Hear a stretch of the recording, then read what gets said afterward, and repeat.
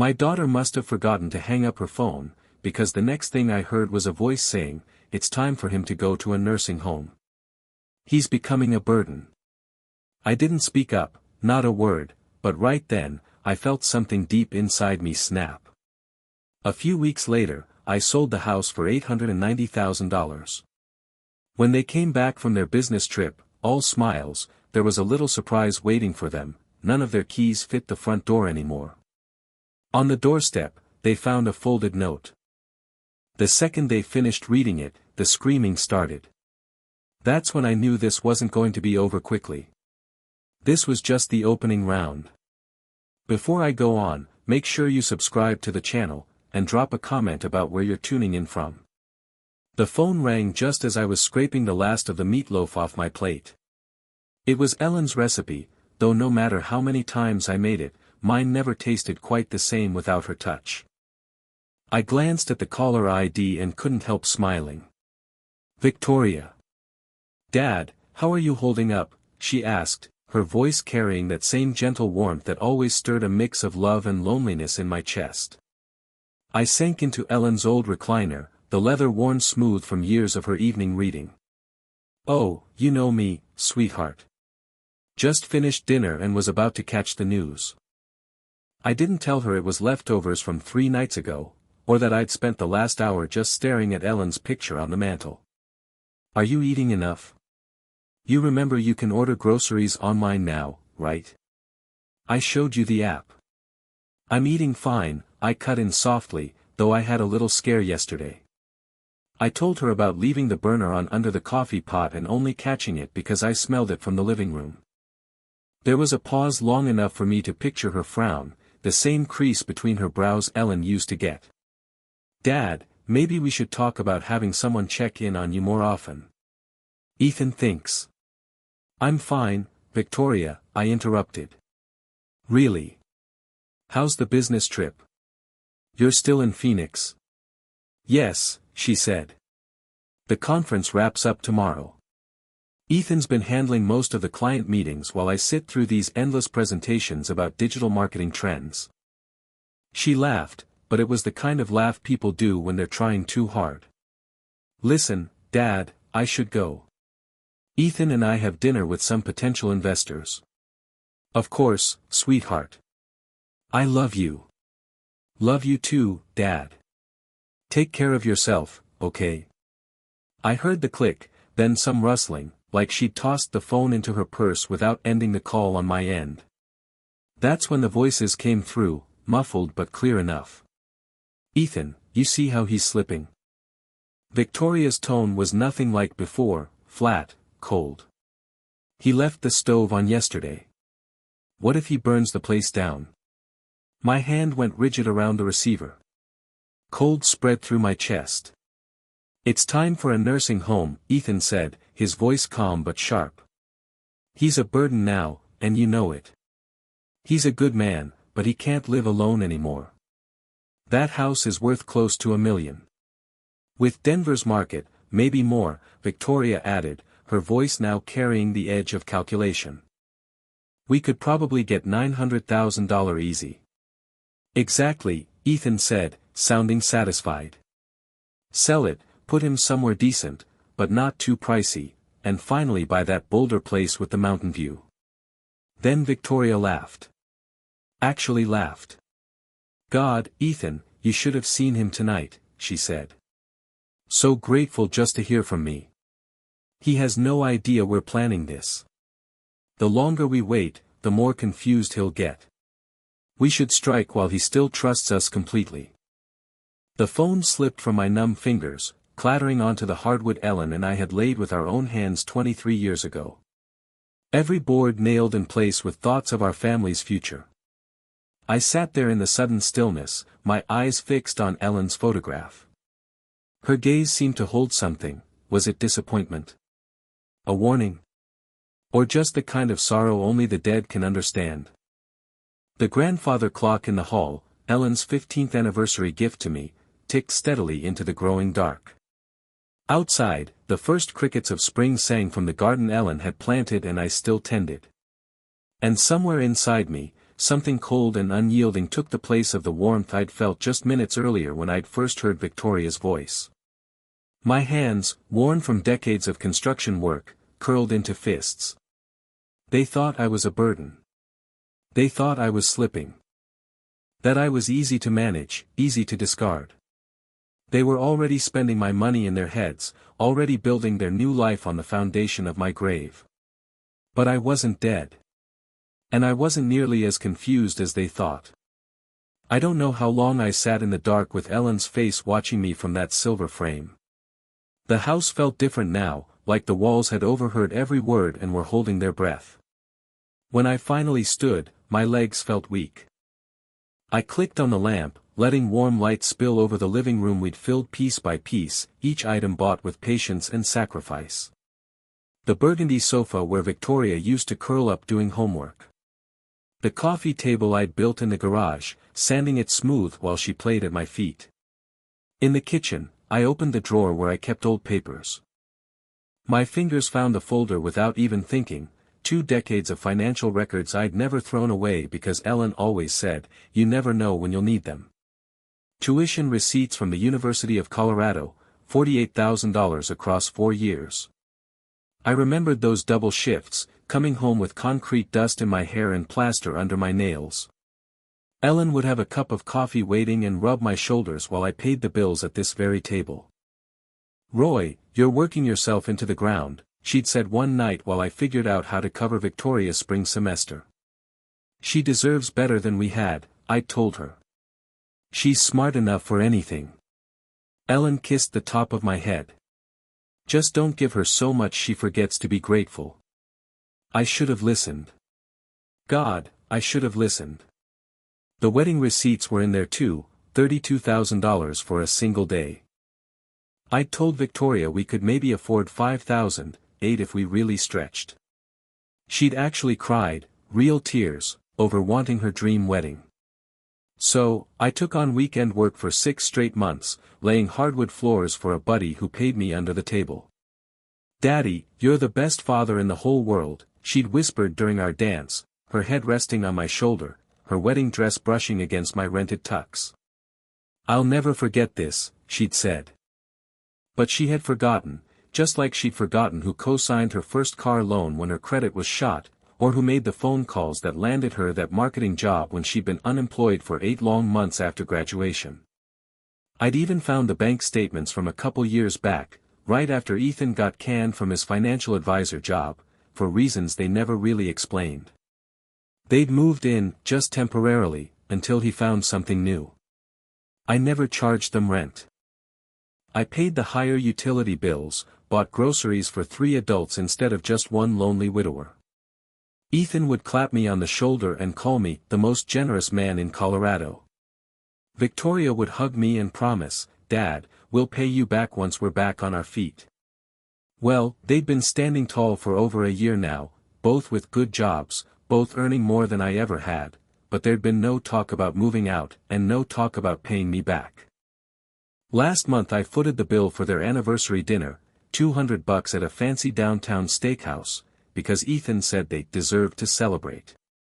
Not long before that, I covered the $3,000 repair when Ethan's BMW transmission blew, emptying my emergency fund. Roy's like a father to me, Ethan had bragged to his friends at their last barbecue, his arms slung around my shoulders. "I'm so lucky to have married into this family. And you know what?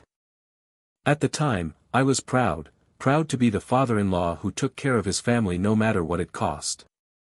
I walked upstairs to the master bedroom, Ellen's and mine, still exactly the same as the day she passed. Her jewelry box sat on the dresser, her reading glasses folded neatly beside the lamp. From the bottom drawer, where I kept our important papers, I pulled out the original house deed. Roy and Emily Carter, purchased in 1999. No liens, no co-signers, no complications. And now, just my name. Ellen's was gone. Standing there in the room where she'd spent her last days, surrounded by the life we had built together, I felt something shift inside me. The hurt was still there, sharp as glass, but underneath it, something colder, harder, started taking shape. They wanted to tuck me away somewhere, sell off my life's work. They figured I was too old, too tired, too thankful for their attention to fight back. I glanced at Ellen's picture on the nightstand, and I swear I could hear her voice from years ago. Don't give her so much that she forgets to be grateful. Well, Ellen, she had forgotten. But she was about to remember, because her old man wasn't nearly as helpless as she thought. I went to my office and pulled out a business card I'd kept tucked away for 3 years. Todd Fisher, real estate attorney. Ellen had made us meet with him after her cancer diagnosis, just to make sure our affairs were squared away. It was time for another meeting. The next morning, I walked through my house as if I'd never seen it before. Only this time, I saw it the way Victoria and Ethan must: square footage, market value, equity ripe for the taking. In the kitchen, I ran my hand over the granite countertop I'd installed myself, working nights by lamplight because we couldn't afford to hire anyone. Ellen had picked the pattern, speckled gray with gold veins that caught the morning sun. She'd made coffee on that counter every day for 16 years, right up until the cancer left her too weak. I remembered one Christmas morning, when 3-year-old Victoria took her first wobbly steps right here, from the fridge to Ellen's waiting arms. We both cried. Ellen had scooped her up, spinning her around while I fumbled for the camera. Our baby's walking in our house, she'd whispered, tears streaming down her face, in the house we built for her. The living room held 25 years of Christmas mornings. I could still see 7-year-old Victoria's face lighting up at the dollhouse I'd spent 3 months building in the garage after she went to bed. Ellen had sewn tiny curtains for the windows and made little furniture from cardboard and fabric scraps. "Daddy, it's just like our house," Victoria had squealed. And she was right, it was a perfect miniature, right down to the bay window in her bedroom. That bay window had cost me 6 months of overtime. Ellen had seen it in a magazine and fallen in love with the idea of reading there in the afternoons. I'd learned to cut angles I'd never cut before, measuring and remeasuring until my knees ached from crouching on the floor. "Roy, we can't afford this," Ellen had said when she caught me marking the wall. "You want it, you'll have it," I'd told her. "I'll make it work." Upstairs, Victoria's old room was still painted the soft yellow she'd begged for on her 16th birthday. The walls were still lined with photos of high school friends and college memories. This was the room where I'd rocked her through sleepless, colicky nights as a baby, where Ellen and I had helped her with algebra homework at the little white desk I'd built to fit perfectly under the window. The master bedroom, that was the hardest. Ellen's side of the bed still had her water glass on the nightstand. Her bookmark still marked page 247 of the novel she'd never finish. I'd built the walk-in closets myself, custom-sized so Ellen wouldn't have to reach too high. Her clothes still hung there, carrying the faint scent of her perfume. This was the room where we dreamed about the future, whispered about Victoria's life ahead. And where Ellen had died holding my hand as the machines beeped softly around us. "Promise me you won't let them take advantage of you," she'd whispered toward the end. "You're too good, Roy. Too generous. Promise me you'll take care of yourself." I'd promised. But standing there now, I knew I hadn't kept that promise. In my home office, I found the old folder of construction photos Ellen had saved, me, 25 years younger and 50 pounds stronger, laying the foundation of the house in the spring of 1999. We'd been out there in the heat, me and the guys, wrestling the frame into place when Ellen showed up in that oversized hard hat, grinning like she owned the site, carrying a pitcher of lemonade. Her belly had just started to round with Victoria back then. The pictures she took tell part of the story. The rest is in the old bank ledgers, the second mortgage, the loan from my brother, Ellen working part-time at the school district so we could buy lumber. We ate beans and rice until I thought my teeth would crack from chewing. Drove beat-up cars that ran on duct tape and prayer. But we built that house, board by board, with our hands, our sweat, and our love. It was for us, for the family we were making. And now my little girl, the same one who took her first steps on that kitchen floor, the same kid who played in the yard I planted, wanted to sell it all off and tuck me away like a piece of unwanted furniture. I pulled Todd Fisher's business card from the desk drawer. The edges were bent and soft from years of handling, but the number was still legible. Victoria and Ethan thought they were playing a tired old man too grateful for scraps to fight back. They figured I'd just hand over the keys. They were about to find out how wrong they were. I dialed the number, my grip steady as stone. Outside, the spring sun was sharp and bright, the kind of day Ellen used to claim was made for starting something new. Fisher and Associates was on the second floor of a modest brick place over on Colfax. Not some gleaming tower for corporate clients, this was a shop for folks with real problems. I wore my best suit, the charcoal one Ellen picked out for her own funeral, and got there early. My hands barely shook when I signed in. Todd was younger than I expected, maybe mid-50s, with gray creeping into his hair and the patient look of a man who's heard every sad family story twice. His office smelled like coffee and legal paper. The walls were lined with books and photos, wife, 2 kids, golden retriever. The life Ellen and I had tried to carve out for ourselves. "Mr. Hayes, good to see you again," he said, pouring coffee. "I remember you and Ellen. I'm sorry for your loss." I took the cup. "Thanks. I need to talk to you about something delicate. My daughter and her husband." He nodded, pen in hand. "I'm listening." So I told him. About the phone call. About what I'd overheard. About their plan to sell my house and stash me in a home. He didn't interrupt, but when I got to the part about their dream house in Boulder, he shook his head just a fraction. "Unfortunately, this happens more than you'd think," he said. "But legally, your daughter and son-in-law can't touch your property.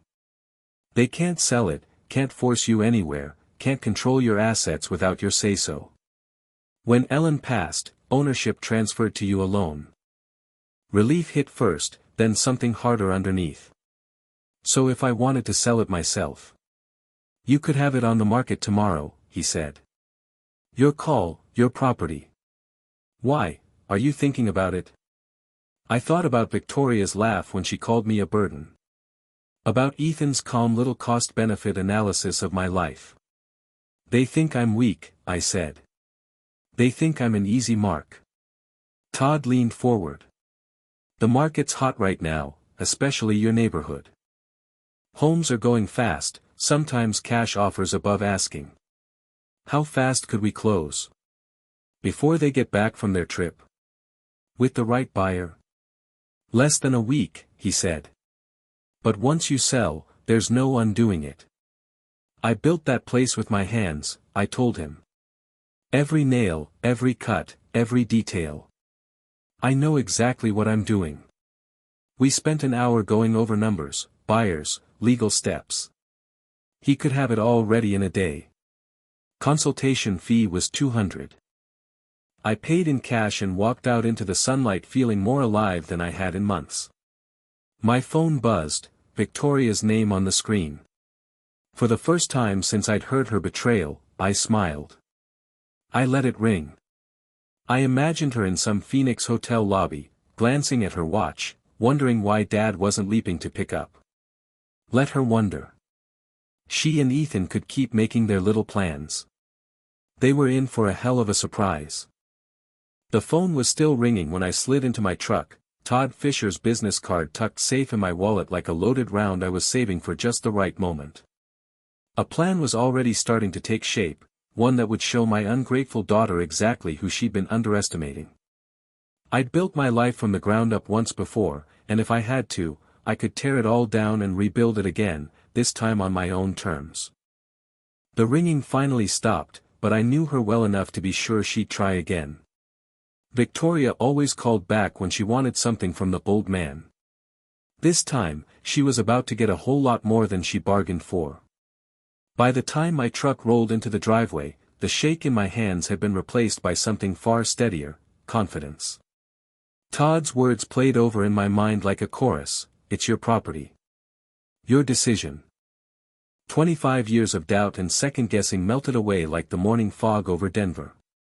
I was just sliding the key into the front door when the phone rang again. Through the kitchen window, I could see it buzzing against the counter where I'd left it. Victoria's name lit up the screen in bright letters, and for the first time since her betrayal, I found myself grinning. Let her stew a little. Let her wonder why her grateful, bold father wasn't leaping to answer. I poured a tall glass of water, took a deep breath, and picked up on the sixth ring. "Dad, there you are," she chirped, her voice sugar-sweet but hollow, the kind of fake cheer you could hear clink when it hit the floor. "I was starting to worry when you didn't answer earlier." "Sorry, sweetheart," I said, keeping my tone warm, like nothing was wrong. "Was out running errands. How's Phoenix treating you?" "Oh, you know how these business conferences are. But listen, Ethan and I have the most wonderful news." She paused like she was giving me time to drum up excitement. "We've been planning something very special for you." I tightened my grip on the phone until my knuckles went pale. "Oh. We want to treat you to a vacation," she said, her voice dipping into that well-rehearsed sympathy I'd finally learned to recognize for what it was, manipulation. "You deserve a little rest and relaxation after everything you've been through since Mom passed. We found this beautiful place. It's like a resort, but with medical staff on site, just in case." A resort with medical staff. My jaw locked so hard it felt like my teeth might crack. "That's lovely, sweetheart," I said evenly. "You really didn't have to go to so much trouble for me." "Nonsense. Your family." Ethan's voice floated in from the background, must have had me on speaker. "We've already made all the arrangements." "When were you thinking?" I asked, knowing full well their goal was to have me packed and gone before they got back to collect what they thought was theirs. "Well," Victoria said, "we should be home by next Friday. We were hoping you could be ready by then. Just clothes and personal items. You know, the essentials." The essentials. Not Ellen's photo albums, not the furniture I'd built with my own hands, not a single piece of the life we'd spent decades making together. Just what they thought an old man needed to be quietly stored away. "Actually, Victoria," I said, my voice steady, "I've got a surprise for you, too, when you get back." "Oh, Dad, what kind of surprise?" She sounded genuinely pleased, probably picturing I'd signed something or made her little scheme easier. I stepped over to the bay window I'd built for Ellen, looking out at the garden she'd planted and the porch swing where we'd spent so many evenings talking about the future. "It's something I've been working on since our last conversation," I said.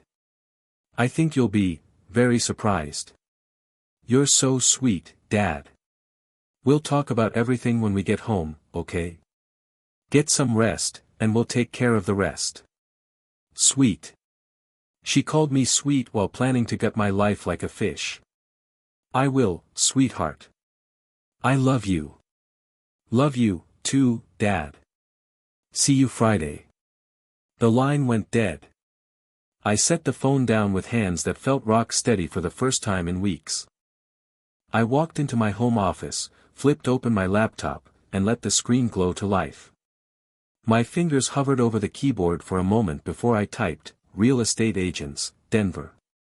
The results came up like a rack of ammunition in a war I was finally ready to fight.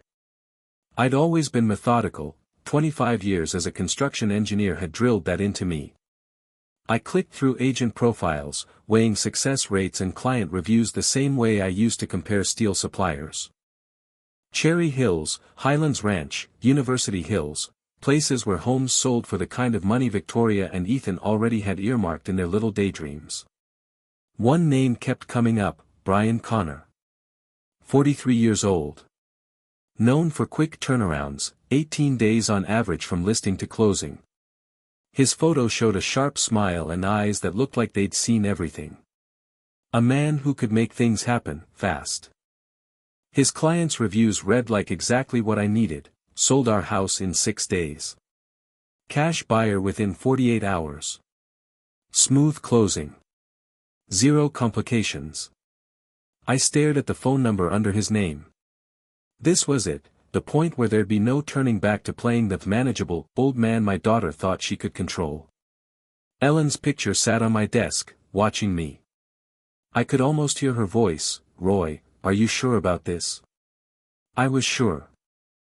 More sure than I'd been about anything since the day I buried her. I picked up the phone, dialed the number, and listened to the steady ring. "Brian Connor, Connor Real Estate. How can I help you?" "Mr. Connor," I said, my voice calm and certain. "Name's James. I'm interested in selling my house. And I want it done fast." "How fast can something like this actually happen?" I asked. "Well, Mr. Hayes," Brian said, "it depends on a few things. But if the property's right and we price it smartly, I've wrapped deals up in 10 days or less, cash in hand." 10 days. My heart thudded hard enough to feel in my throat. That quick? Absolutely. Denver's market is on fire right now, especially for solid, well-kept homes in good neighborhoods. "Tell me a little about yours." I glanced around my kitchen, seeing it differently for the first time, not as my home, but as someone else might judge it. 2 stories. 3,400 square feet. Built in '99. Cherry Creek area. 3 bedrooms, 2.5 baths. I've kept it in great shape, did most of the work myself over the years. His voice perked up like I'd just read off a winning lottery number.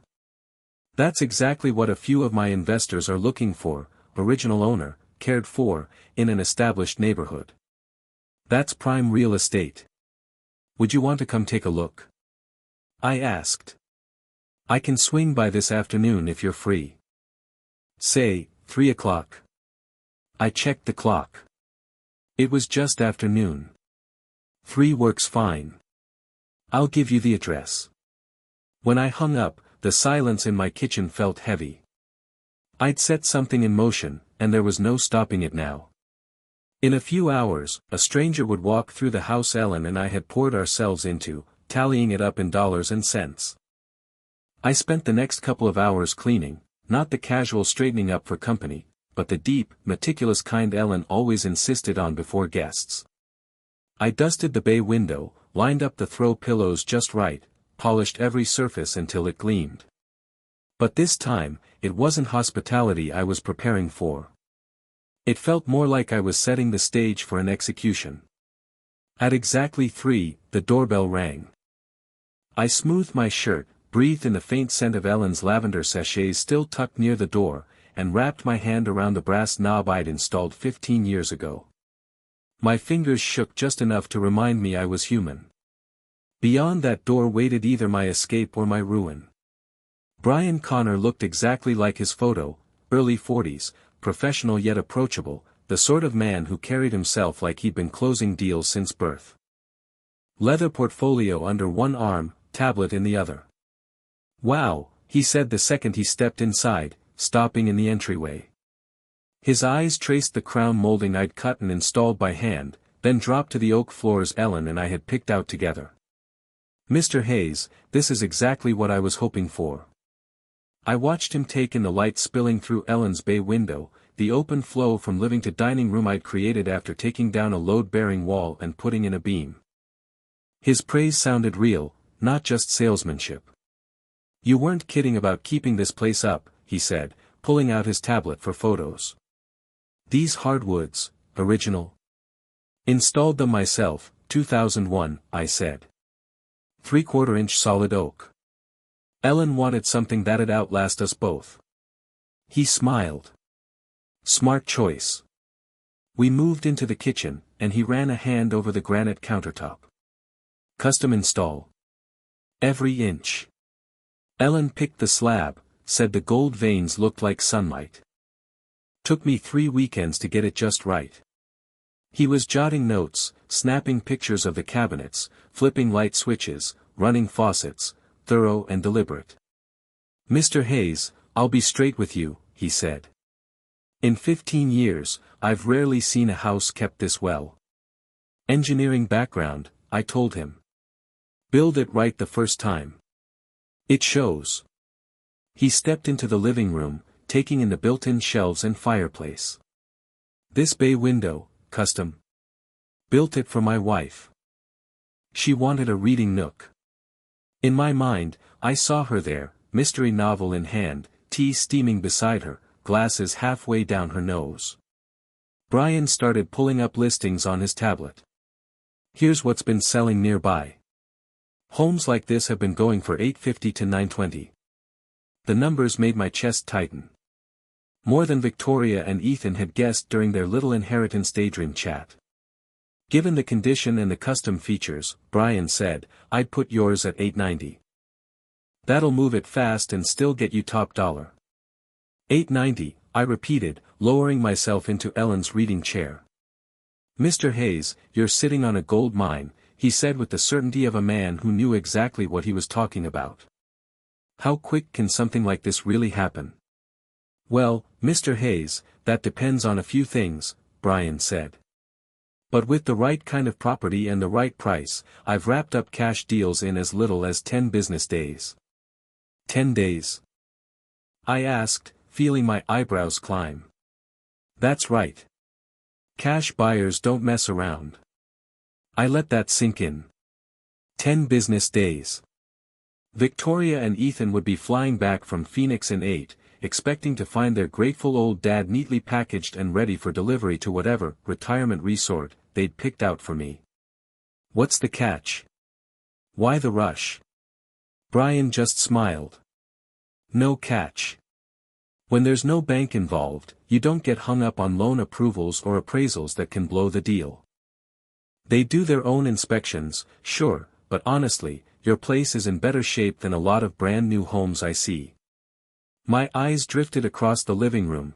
Victoria's first steps had been taken right there. This was the same space where Ellen and I had unwrapped Christmas presents, sung Happy Birthday, and sat in quiet corners reading the Sunday paper together. When would I have to be out? Standard contract gives you 30 days after closing, Brian said. But they're flexible if you need more time. The big thing is just getting the title cleared and the paperwork signed.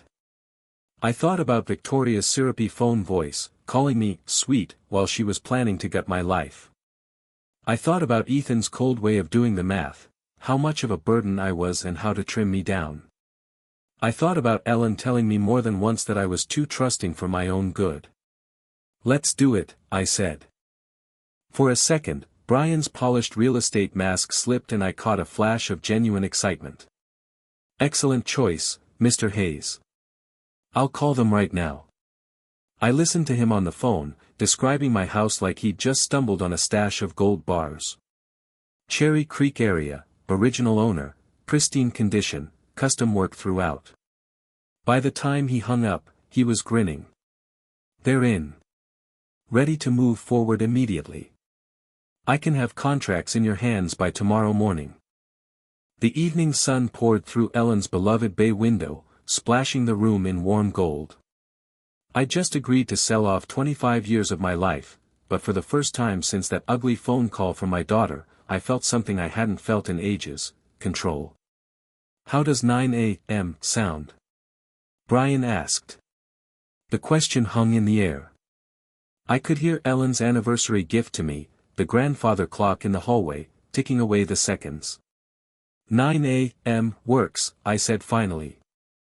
After he left, I stood alone in the house that would soon have another name on the deed.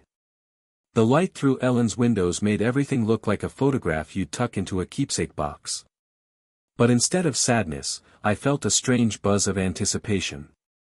Brian showed up the next morning like clockwork, contracts, a notary, even coffee for everyone. He had that efficient, no-nonsense energy I'd always admired in professionals. I read every word, checking each line the way I used to go over blueprints.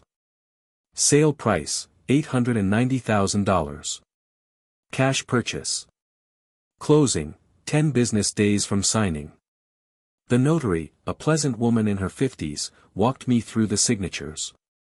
Only contingencies are the title search and a final walkthrough, she explained. And I can stay for 30 days after closing if I need to? I asked. That's right, Mr. Hayes. Though most folks like to move sooner, just for peace of mind. Peace of mind. The phrase almost made me laugh. The only peace I cared about would come from watching Victoria and Ethan's faces when they realized what their burden had been up to. I signed my name with a steady hand, and just like that, the wheels were in motion. The first 3 days blurred past, title searches, inspectors, paperwork. The investors' crew came by, polite young guys who admired my handiwork and couldn't find a single thing to nitpick.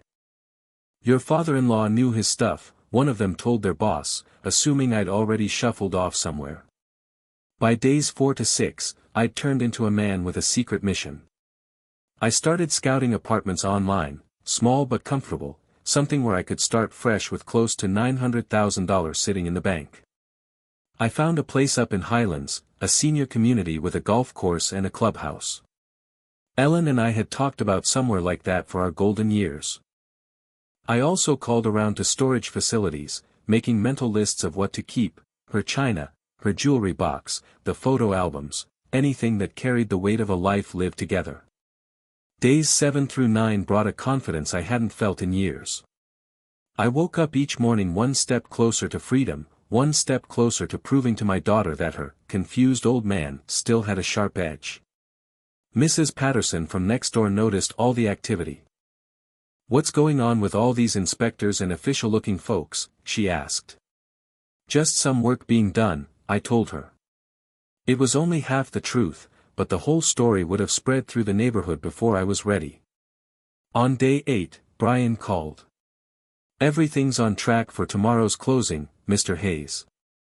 Buyers loved the inspection.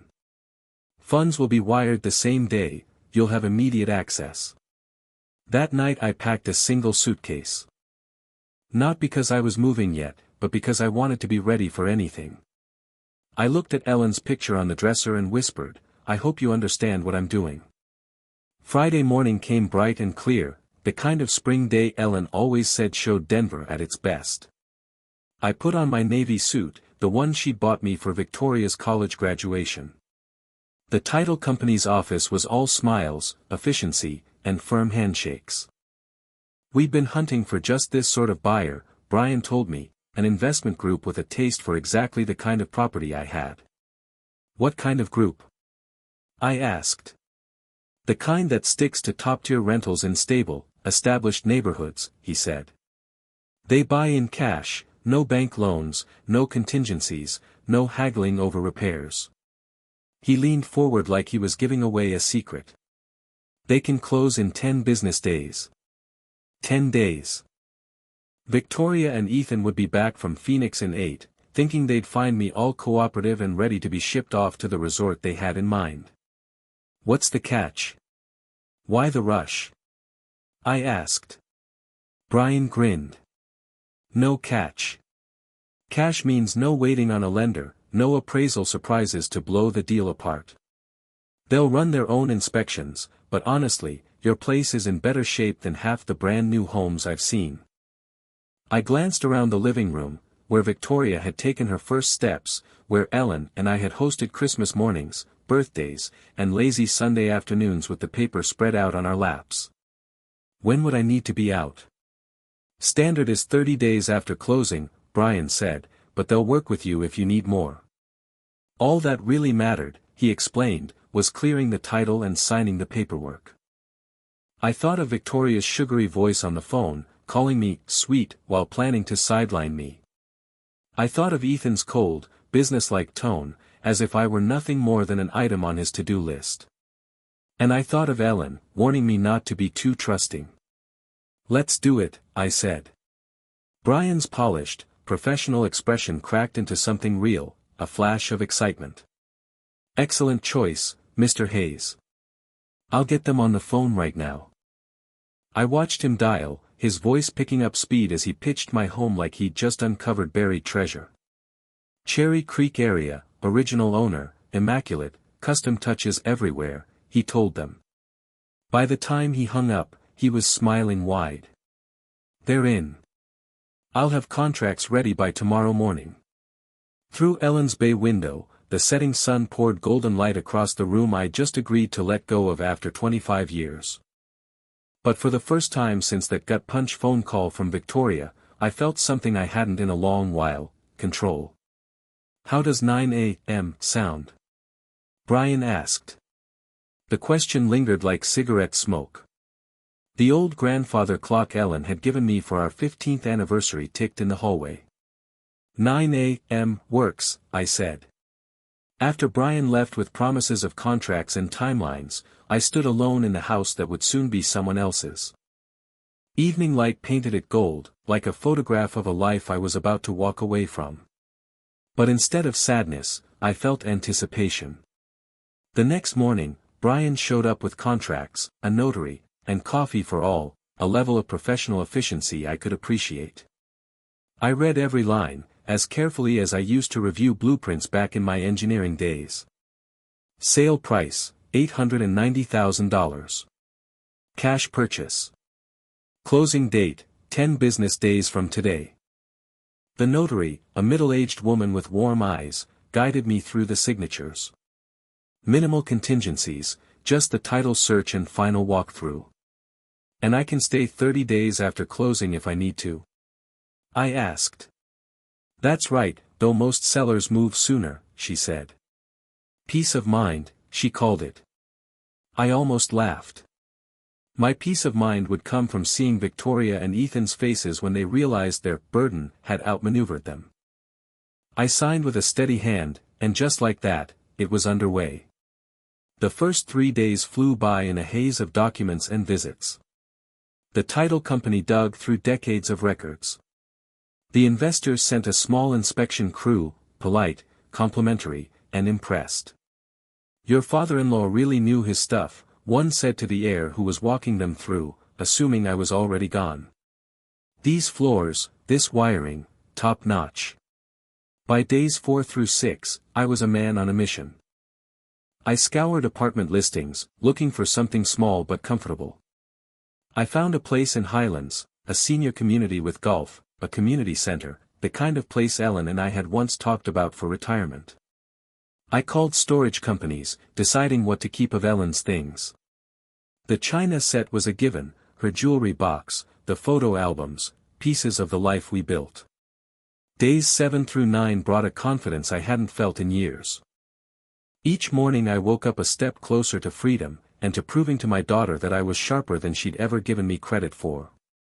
Mrs. Patterson from next door noticed all the activity, asked about the inspectors. Just some work, I told her, knowing if I said more, the news would beat me around the block. On day 8, Brian called to confirm everything was locked in. The buyers loved the inspection. Closings tomorrow. Wire transfer will hit the same day, you'll have immediate access. That night, I packed one suitcase, not to move yet, but to be ready. I looked at Ellen's photo on the dresser. I hope you understand, I whispered. Friday morning came bright and clear, the kind of Denver spring day Ellen used to call perfect. I put on my best suit, not the funeral one, but the navy she bought me for Victoria's graduation, and headed to the title company. She gave me another wave, and it hit me just how many ties I was cutting, friendships, neighborly hellos, all the little connections Victoria and Ethan had pushed me into abandoning. I took one last slow lap through the empty house, my footsteps echoing differently now that the deed had someone else's name on it. I stood in the kitchen where Ellen once taught Victoria how to roll out cookie dough for Christmas. I lingered in the living room where we'd watched her tear into presents on Christmas morning. And in our bedroom, the room where I'd held Ellen's hand as she took her last breath. I'm sorry, honey, I said out loud to the quiet, because she deserved to hear it. But you'd understand. You always said I was too generous for my own good. With that, I locked the brand new locks and eased my truck away from Maple Street, my rearview mirror filling up with the life I was walking away from. By the time I pulled up to Sunset Manor, the sun was slipping behind the buildings. My car was stuffed with what I'd decided counted as the essentials of my life. I hauled my suitcase to my new front door, fumbled a little with unfamiliar keys and unfamiliar locks, and stepped into a small apartment that smelled faintly of industrial carpet cleaner. It felt like a motel, functional, impersonal, but it was mine for now. I set the suitcase down and reached straight for my phone. The last step of my plan needed just one more phone call, one more move that would blindside Victoria and Ethan in a way they'd never forget. Ellen's picture was already standing on the nightstand, watching me while I debated which bank would be the safest place to hide nearly $900,000 from the two kids who thought they were entitled to it. At the little dining table, I opened my laptop and dug around for banks that catered to big deposits. One name stuck out, Colorado Community Bank. Smaller than the giant chains, they promised personal service and a knack for keeping things quiet. Exactly my kind of place. I dialed the number. Colorado Community Bank, Private Banking Division, this is Michael Grant. Mr. Morrison, my name's James. I need to set up an account for a substantial deposit, around $890,000. There was a pause long enough for me to picture him rearranging his schedule. We'd be absolutely delighted to help you, Mr. Hayes. How about Monday morning, 9 o'clock? Perfect. I'll have everything ready. The weekend stretched out in front of me like a road I'd never traveled. I'd never lived anywhere but the house Ellen and I built from the ground up. Now here I was, in an apartment that felt like exile, but this time, it was exile I chose. Saturday morning, I brewed coffee in the kitchenette and unpacked my few boxes. Ellen's jewelry box went on the dresser. My engineering awards filled the top shelf of the bookcase. Our wedding photo sat on the nightstand beside a bed she'd never slept in. I went to the grocery store and bought food meant for one person, simple things, nothing that required the kind of love Ellen put into cooking. At checkout, the kid bagging my groceries gave me a curious smile. New to the area? Just moved in, I told him. Starting fresh. Sunday morning, I wandered into a little coffee shop called Brews and Views, 3 blocks from the apartment.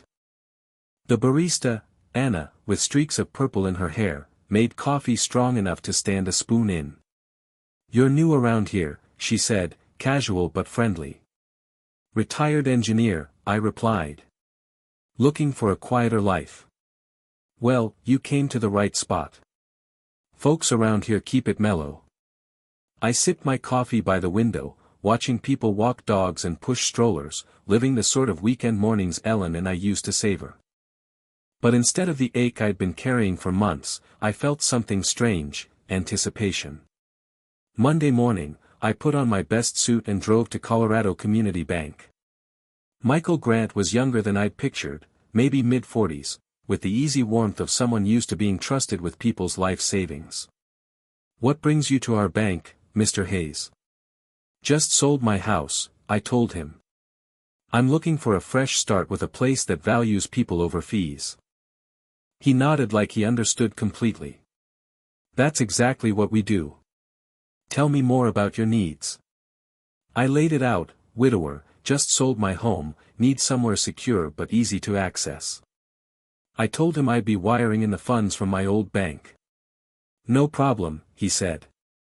We can get that going today, and you should have access by Wednesday.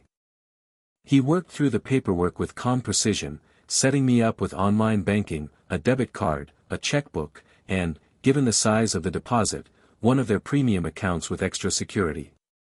When I signed the last page, I became Colorado Community Bank customer number 847293, with nearly $900,000 tucked away where Victoria and Ethan couldn't touch it.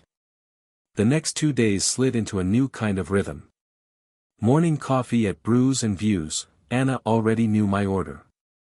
Afternoon walks through the neighborhood, where I found a little park full of retirees feeding pigeons and reading the paper.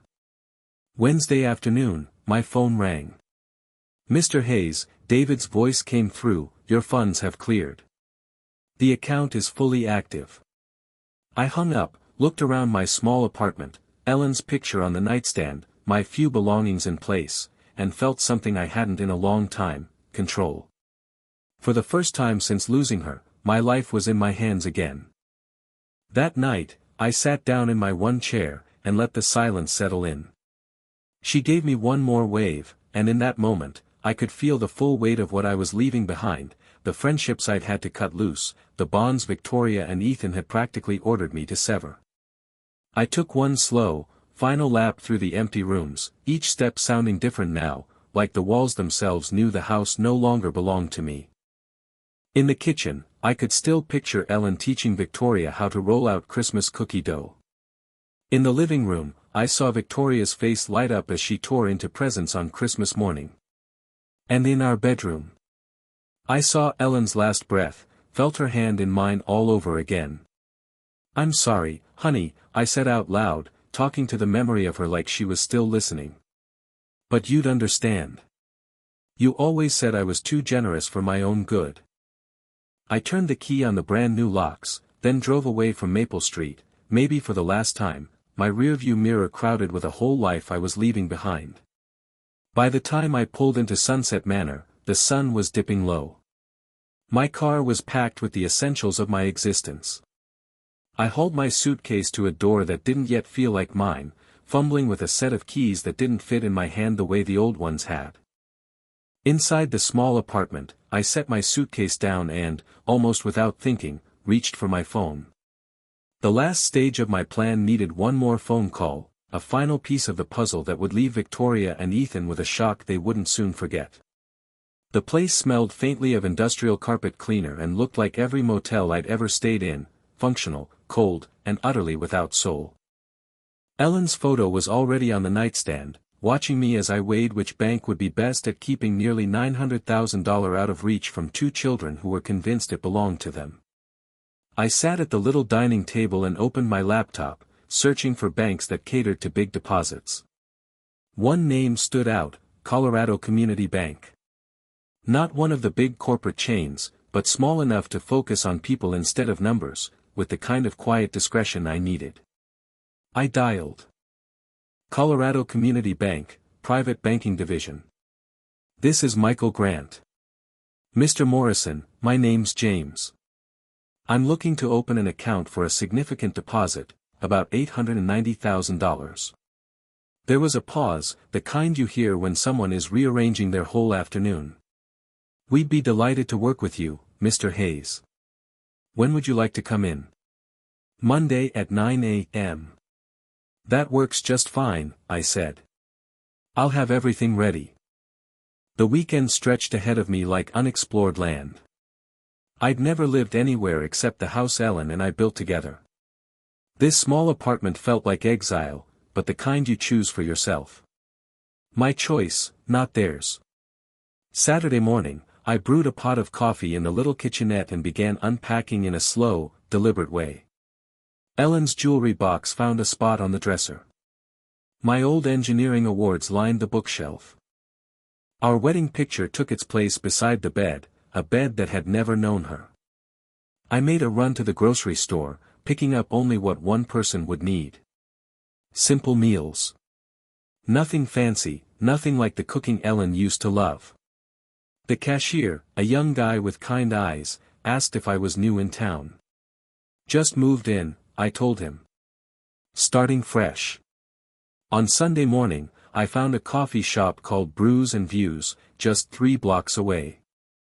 The barista, a young woman named Anna with streaks of purple in her hair, made coffee the way I liked it, strong enough to wake the dead. "You're new around here," she said, friendly but not nosy. "Retired engineer," I replied. "Looking for a quieter life." "Well, you picked the right spot," she said with a smile. "Most of our regulars are pretty mellow." I sat by the front window with my coffee, watching folks walk their dogs and push strollers, living out the kind of simple Saturday mornings Ellen and I used to treasure. But instead of the ache I expected, I felt something I hadn't in months, anticipation. Monday morning, I put on my best suit and drove to Colorado Community Bank. Michael Grant was younger than I'd pictured, maybe mid-40s, with the easy warmth of a man who was used to being trusted with people's life savings. "Mr. Hayes, what brings you to Colorado Community Bank?" he asked. "I recently sold my house," I told him. "Looking for a bank that values relationships more than transaction fees." "That's exactly what we do," he said with a nod. Tell me what you need. I explained my situation carefully, a widower who'd sold the family home, looking for a safe, accessible place for his money. David asked only what he needed to know for the paperwork, nothing more. I'll need to wire the funds from my old bank, I told him. No problem, he said. We can set that up today. The money should clear by Wednesday. The process was quick, quiet, and professional. Online banking, a debit card, a checkbook, all the basics. Given the amount, he suggested their premium account for extra security. I signed the forms and just like that, I was customer number 847293, with almost $900,000 tucked away, money Victoria and Ethan would never touch.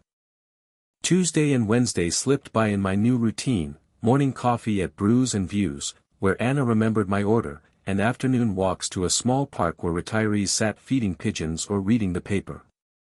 By Wednesday afternoon, David called with the words I'd been waiting for. Mr. Hayes, your funds have cleared. The account is fully active. I set my phone down and looked around my little apartment. Ellen's photo sat on the nightstand, her eyes steady on me as I realized I was finally shaping a life from the ruins of my daughter's betrayal. For the first time since losing Ellen, I felt completely in charge of my own future. That night, I sat back in my single armchair and let the quiet settle in.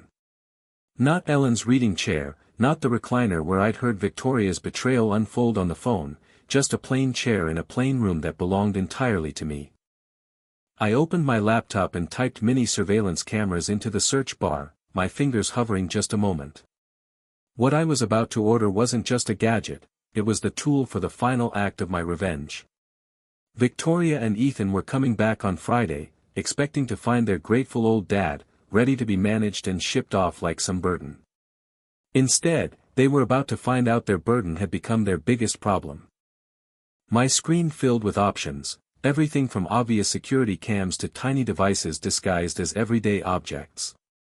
After about 30 minutes of digging, I found exactly what I needed, a wireless mini camera built into what looked like a simple phone charger. Perfect specs for an engineer's mind, Wi-Fi enabled with smartphone app control, motion-activated recording, a 12-hour battery, and crystal-clear video quality. Best of all, it could stream live footage straight to my phone from anywhere with internet.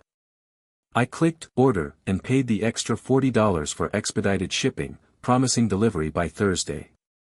The total came to $149, a price that would have made me flinch just 2 weeks ago but barely registered now. With the camera on its way, I turned to the next critical piece, the note. The message Victoria and Ethan would find when they realized their keys no longer worked. The first draft was too angry, raw with betrayal and pain. The second was too cold, missing the heartache they'd caused. By the third, I'd found the tone, dignified yet devastating, loving but final. I wrote it out carefully in the neat, precise handwriting Ellen always admired. Dear Victoria and Ethan. If you're reading this, it means my plan worked perfectly. I overheard your phone conversation about putting me in a nursing home because I'm a burden.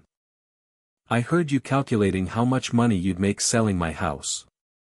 The house has been sold, $890,000 cash.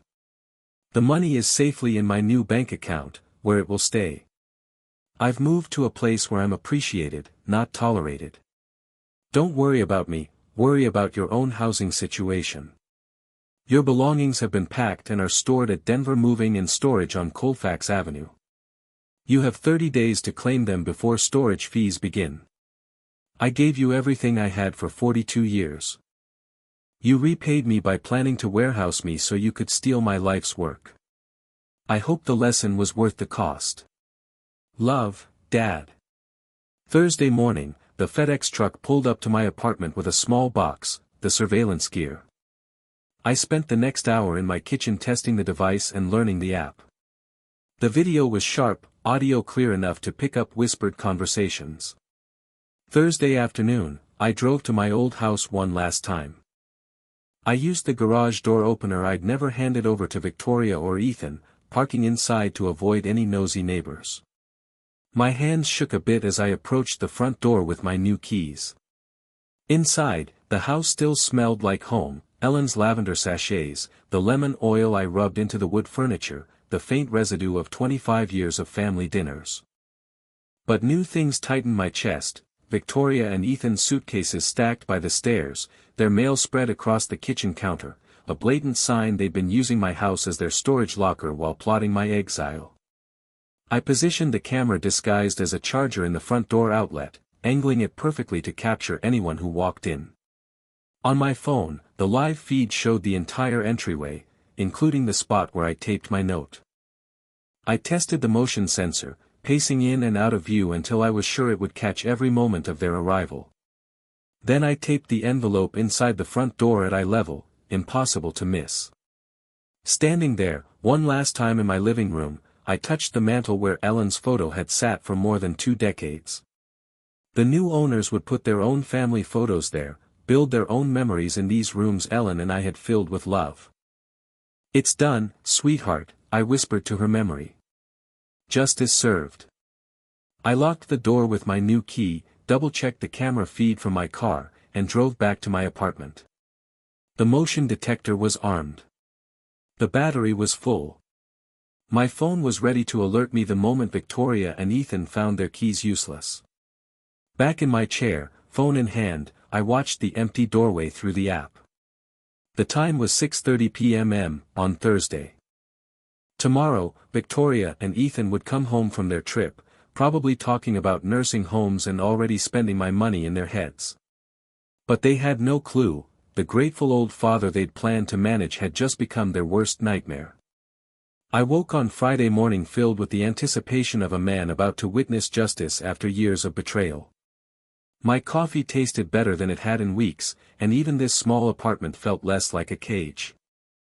I settled into my chair with my phone, staring at the live camera feed of my old front door. 4:30 p.m. They should be here any minute. I'd memorized their travel habits. Victoria always left Phoenix at noon to beat traffic, and Ethan drove exactly the speed limit. They'd be pulling into my driveway within the hour. I glanced over at Ellen's photo on my nightstand. I whispered to Ellen's photo on my nightstand, "I hope you understand what I'm doing, honey." They left me. I had no choice. At 5:15 p.m. My phone buzzed, a motion alert. Ethan's black SUV was pulling into the driveway of my old house. My heart pounded hard against my ribs as I watched the live feed. Victoria stepped out first, stretching after the long drive. Ethan climbed out too, hauling their suitcases from the back. They moved with that casual confidence of people coming home to claim what they thought was theirs. I watched them make their way to the front door. Victoria fished her keys out of her purse while Ethan set down the luggage. She slid the key into the lock, one I'd changed just yesterday. The key didn't turn. Victoria frowned, turning the key ring over and over. She tried again, jiggling it with growing frustration. "That's weird," she muttered. Her voice came faintly through my phone's speaker. "My key's not working." Ethan came closer, his face shifting from tired to worried. "Let me try the back door," he said. I watched him disappear around the side while Victoria kept struggling at the front. When Ethan returned 3 minutes later, his expression had darkened into alarm. "The back door's locked too. And the garage remote? Not working." His voice had that sharp edge of panic I'd been waiting for. "Someone changed these locks." "What? No way. Dad doesn't even know any locksmiths." Ethan studied the front door carefully, the financial advisor's mind quickly picking up trouble. "These are brand new locks. This isn't a mistake." Victoria pulled out her phone, fingers trembling. "I'm calling Dad." I watched her dial our old landline, the number I'd disconnected 3 days ago. After several rings, confusion wiped across her face. No answer. Not even voicemail. "Try his cell." "He doesn't have one. Remember? We talked about getting him one for emergencies." Her voice cracked, the first real hint of fear breaking through. Ethan was inspecting the windows now, his earlier confidence completely gone. There, that one's unlocked. I can boost you up. I watched Victoria climb through the kitchen window I'd deliberately left unlatched. Her business suit snagged on the frame, but she made it inside. Moments later, the front door opened, from the inside. Ethan came in with their suitcases, and they both froze when their eyes landed on the white envelope taped at eye level on the door. Their names were written there, in the careful handwriting Ellen used to admire. I leaned forward in my chair, gripping my phone as Victoria ripped open the seal. Her eyes scanned the note. Ethan peered over her shoulder. Their faces shifted, confusion, then shock, then disbelief, and finally, horror. He sold the house. Victoria's voice nearly shrieked. How could he do this to us? Ethan snatched the note, rereading as if the words might change. That manipulative old bastard. He played us the whole time. $890,000. Victoria was crying now, mascara streaked down her cheeks. He kept it all. That money was supposed to be our future. Your future, Ethan snapped, his devoted son mask slipping away. This is your father, Victoria. You should have handled this better. My fault. She spun toward him, years of anger pouring out. You're the one who said he was a burden. You pushed for the nursing home. Well, he was a burden.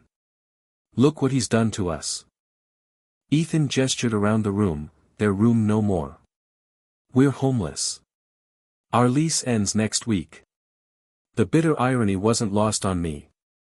They argued in my living room about being homeless, the very same place they planned to make me homeless in a nursing home. Call a lawyer, Victoria pleaded. There has to be something we can do. He can't just sell the house without telling us. With what money? Ethan's voice dripped with contempt. I lost my job 6 months ago, and your marketing salary barely covers our car payments. Then get another job. Where? Do you think anyone's hiring financial advisors fired for shady deals? I watched Victoria's face crumble as the full weight of their situation sank in. No house, no inheritance, no savings, and Ethan's unemployment finally exposed. How could he be so cruel, she whispered. The same way you were cruel, calling him a burden and planning to warehouse him, Ethan fired back. That old man was smarter than both of us. Through my phone screen, I saw them collapse into the furniture that would be gone tomorrow when the new owners took possession. Victoria buried her face in her hands. Ethan stared at my note like a man who just realized he'd been outplayed. I switched off the camera. I'd seen enough. In my small kitchen, I opened a bottle of Ellen's favorite wine, a 2018 Bordeaux we'd saved for a special occasion that never came. I poured a glass and raised it to Ellen's photo. To you, my love. Justice served. The wine tasted like victory. They learned what happens when you bite the hand that feeds you. My phone buzzed with a text from an unknown number, probably Victoria trying some new way to reach me. I deleted it unread and powered my phone off completely. Walking to my window, I gazed out at the Denver skyline glowing golden in the sunset. Somewhere across the city, my daughter and her husband were facing the consequences of their cruelty. Somewhere in my old house, they were learning their burden had become their biggest problem. For the first time in 2 years since Ellen's death, I felt completely free. I was no longer anyone's burden. I was my own man again, with my own money, my own choices, and a future stretching out like an open road. James had left the building. And he was never coming back. If you liked this story, please like the video, subscribe to the channel, and share your thoughts in the comments. To listen to the next story, click the box on the left. Thank you for watching.